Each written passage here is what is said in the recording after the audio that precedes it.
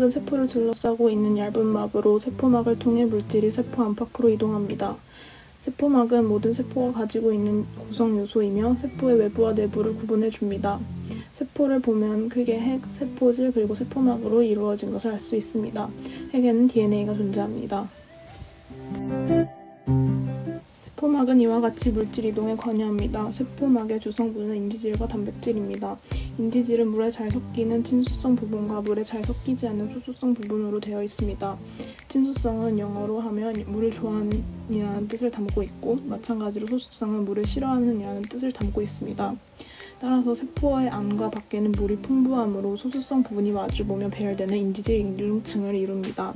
여기서 세포막은 인지질 이중층으로 되어 있지만 인지질 이중층은 단일막이라는 사실을 헷갈리면 안 됩니다. 단백질은 인지질 이중층에 파묻혀 있거나 관통하고 있습니다. 단백질은 물질 이동에 관여하기도 합니다. 세포를 통한 물질 이동은 크게 능동수송과 수동수송으로 나뉠 수 있는데 이 둘의 가장 큰 차이는 에너지 소모 여부입니다. 능동수송은 저농도에서 고농도로, 즉 농도를 역행하여 물질 이동합니다. 반면 수동수송은 농도가 높은 쪽에서 낮은 쪽으로 이동하기 때문에 에너지가 소모되지 않습니다.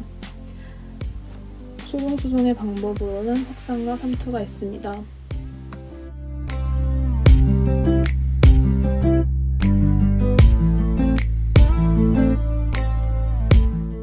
물질을 이루는 분자가 무작위로 움직여 농도가 높은 쪽에서 낮은 쪽으로 이동하는 것을 확산이라고 합니다.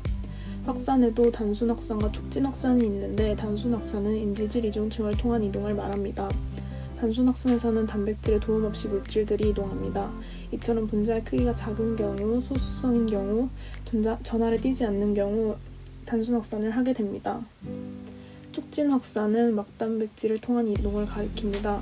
단순 확산과는 반대로 분자의 크기가 크고 친수성이고 이온인 경우 촉진 확산을 하게 됩니다.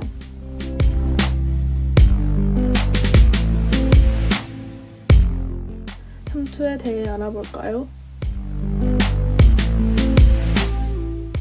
물은 세포막과 단백질을 통해 이동하기도 하지만 분자의 크기가 매우 작아서 인지질 이중층을 직접 통과하기도 합니다. 물은 세포막을 경계로 농도가 낮은 곳에서 높은 쪽으로 이동하는데 이와 같은 현상을 삼투라고 합니다. 삼투는 이렇게 농도가 다른 두 용액이 반투과성 막을 두고 구분되어 있을 때 발생합니다. 시간이 지나면 물이 농도가 높은 쪽 용액으로 이동하여 두 용액의 농도가 같아집니다.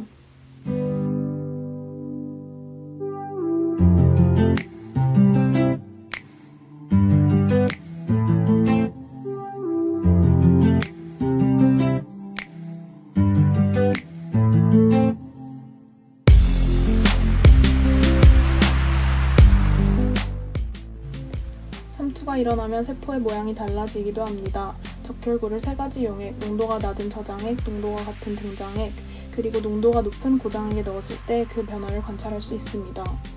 고장액에서는 물이 저농도인 적혈구에서 빠져나가 원형질 분리가 일어나게 됩니다. 영상처럼 적혈구에서 물이 빠져나가면서 세포가 쪼그라들게 됩니다.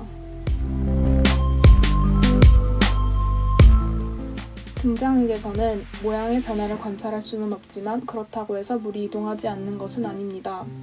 등장액과 적혈구 사이에서 이동하는 물의 양이 같아 적혈구 모양의 변화가 없는 것입니다.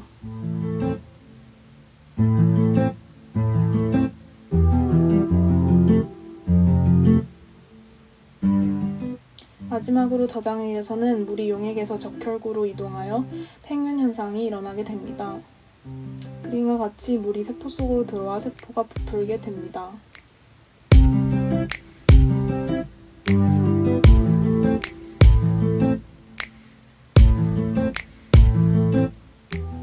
지금까지 제 영상을 시청해주셔서 감사합니다.